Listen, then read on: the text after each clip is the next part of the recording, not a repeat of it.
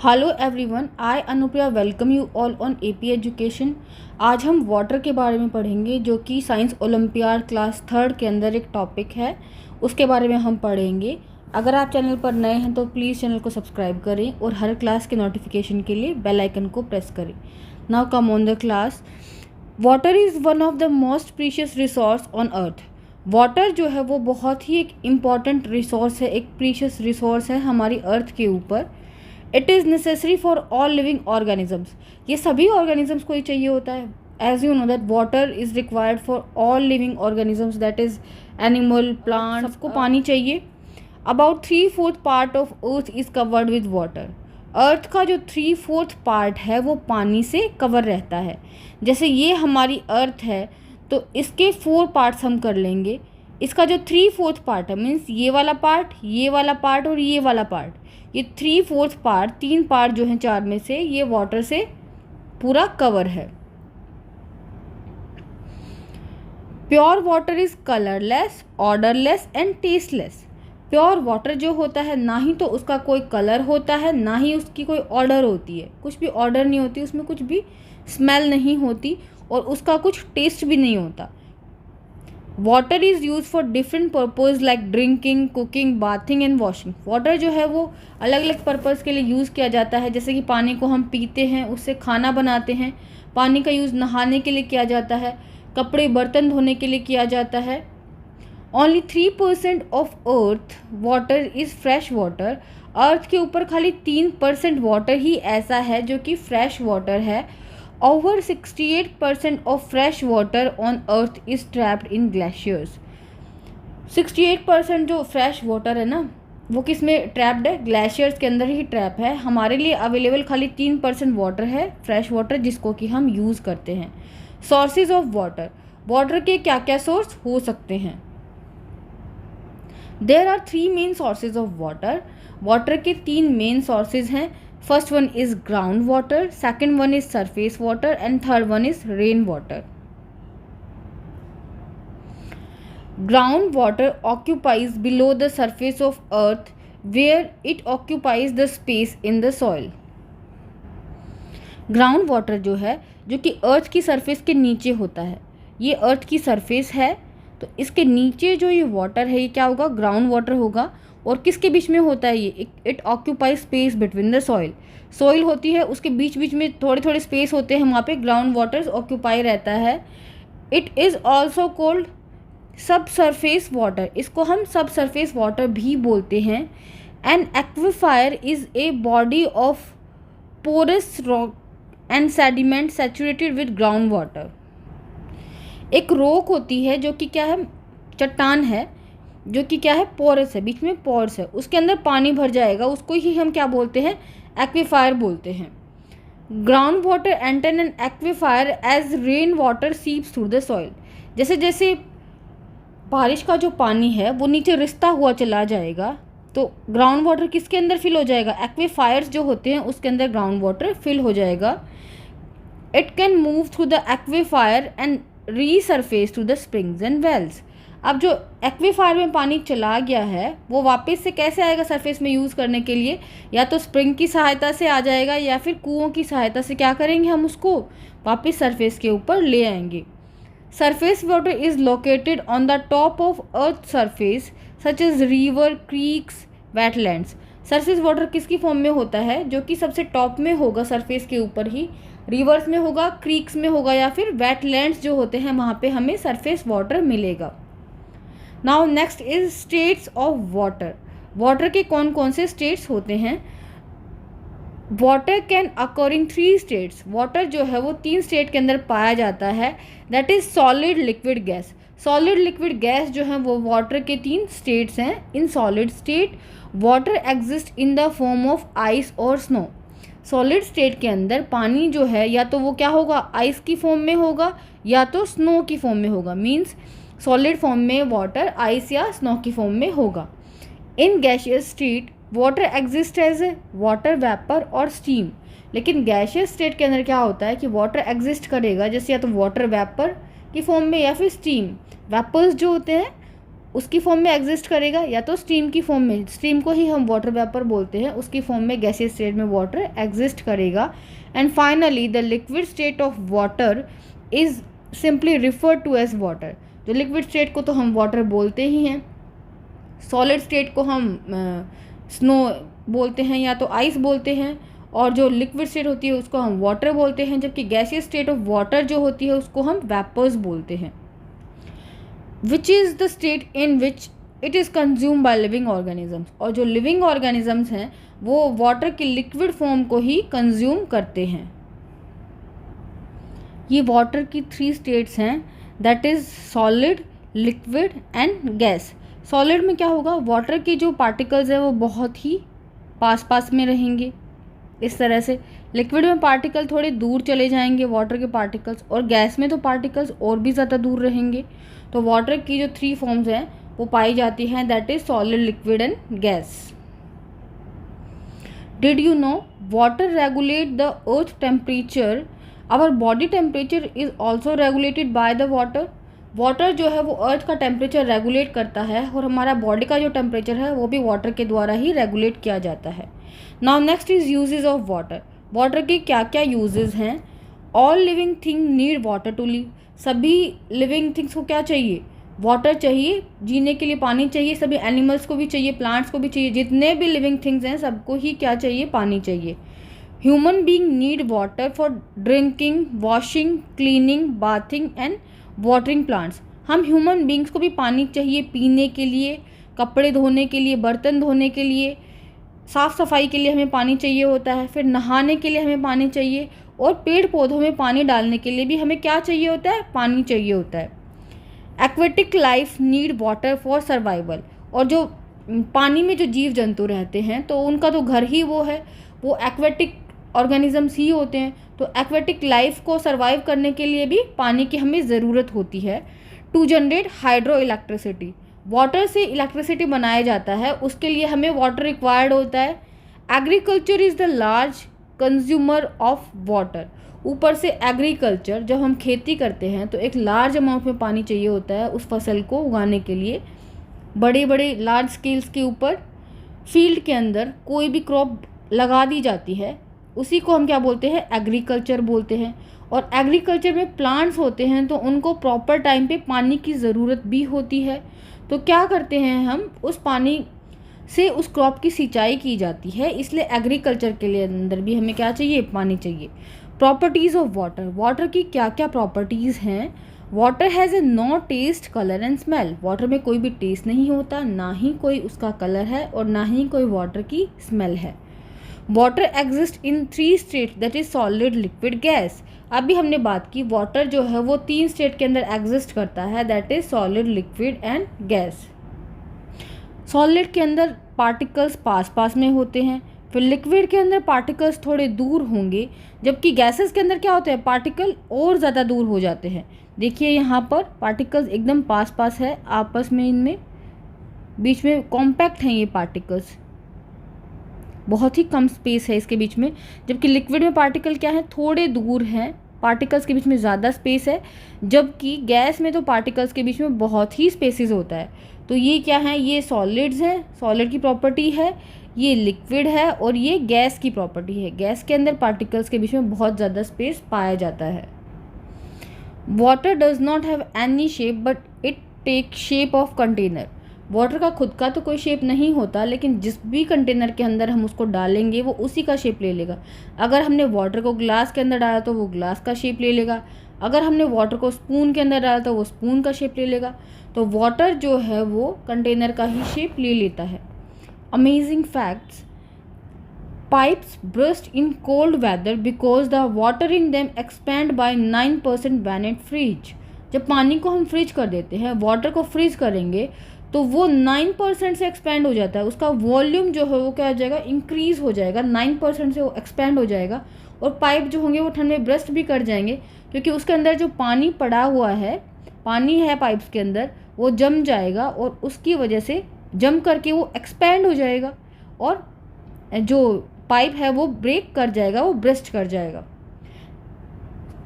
Now next is water cycle. It is the cyclic process by which water circulate between earth, ocean, atmosphere and land and return to atmosphere by evaporation and transpiration. ये एक ऐसी process है जिसमें water जो है वो अर्थ से कहाँ जाएगा, ऊपर जाएगा एटमॉस्फेयर के अंदर, और फिर वहाँ से दोबारा से अर्थ के ऊपर आएगा, फिर दोबारा से एटमॉस्फेयर के अंदर जाएगा। तो इस तरह से जो ये प्रोसेस चलता रहता है, इसी को हम क्या बोलते हैं, वाटर साइकिल बोलते हैं। Amazing facts, a trillion of water is evaporated by the sun every day. एक दिन में ट्रिलियंस ऑफ वाटर इवेपोरेट होता है सन के द्वारा, मतलब बहुत ज़्यादा अमाउंट में वाटर जो है वो एक दिन में एवेपोरेट हो जाता है। There are 4 main stages in water cycle. Water cycle की 4 मेन स्टेजेस हैं, that is evaporation, condensation, precipitation and collection. तो वाटर साइकिल के अंदर ये 4 स्टेजेस होती हैं। First one is evaporation, second one is condensation, third one is precipitation and fourth one is collection. तो evaporation के अंदर क्या होगा, ये जो यहाँ पर दिखाया गया है ये है इवेपोरेशन। अर्थ के ऊपर जो भी पानी है सन की वजह से क्या होगा, वो हीट अप हो जाएगा और इवेपोरेट होकर के कहाँ चला जाएगा, ऊपर चला जाएगा। ऊपर जा कर के क्लाउड्स बना देगा। फिर जब क्लाउड्स बन जाएंगे उससे, यहाँ ऊपर जाके क्या करेगा, पानी इकट्ठा हो गया है और वो क्लाउड्स की फॉर्म में इकट्ठा हो गया। पानी जो कि ऊपर जाके इकट्ठा हुआ है, ठंडा होकर के कूल होके लिक्विड के ड्रॉप्स उसके बन गए हैं। तो इसी प्रोसेस को हम क्या बोलते हैं, कंडेंसेशन बोलते हैं। वाटर वेपर ऊपर जाके जमा हो जाते हैं और जमा होकर के वो छोटे ड्रॉप्स बनाएंगे। छोटे ड्रॉप्स फिर से इकट्ठे होके क्या बना देंगे, बड़े ड्रॉप्स बना देंगे। और जो वेपर से दोबारा पानी का लिक्विड बनना होता है उसी को हम बोलते हैं कंडेंसेशन। ये प्रोसेस कहाँ हो रही है, ऊपर हो रही है। फिर दोबारा क्या होगा, बारिश होगी, तो बारिश रेन के थ्रू क्या होगा, पानी जो है वो फिर से अर्थ के ऊपर आ जाएगा और उसी को हम बोलते हैं प्रेसिपिटेशन। या तो रेन के थ्रू आएगा या तो स्नो के थ्रू आएगा। जैसे भी पानी अर्थ के ऊपर वापस आ रहा है उसी प्रोसेस को हम प्रेसिपिटेशन बोलते हैं।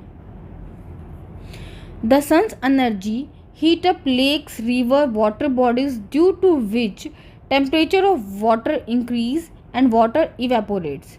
सन क्या करता है, हीट अप कर देगा किसको, लेक्स के अंदर जो भी पानी पड़ा हुआ है। अभी हमने समझा लेक्स के अंदर, रिवर्स के अंदर जो भी वाटर बॉडीज़ हैं उसके अंदर पानी पड़ा हुआ है, उसको वो गर्म कर देगा सन। और उसकी वजह से क्या होगा, वाटर जो है वो वेपर्स के रूप में कन्वर्ट हो जाएगा और ऊपर जा कर के जमा हो जाएगा। Some plant and trees also lose water through their leaves to the process of transpiration in the form of vapor. These vapor rise up in the sky.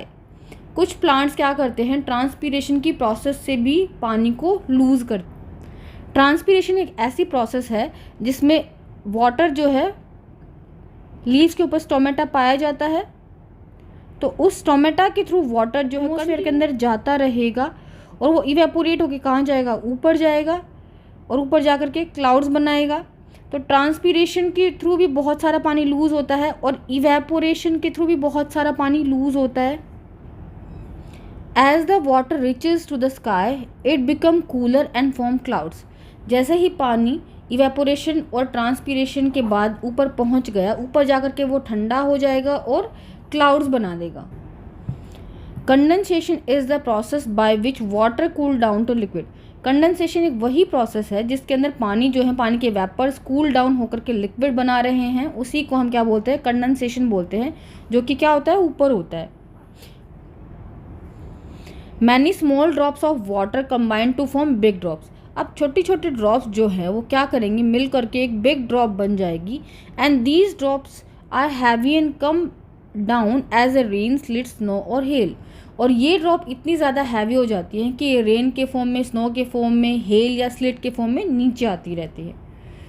हमें पता है रेन तो अक्सर हम देखते हैं, तो उसमें क्या होगा, पानी की जो बूंदें ऊपर बहुत बड़ी हो गई हैं वो रेन की फॉर्म में अर्थ के ऊपर दोबारा से आ जाएंगी। इसी प्रोसेस को हम वाटर साइकिल बोलते हैं।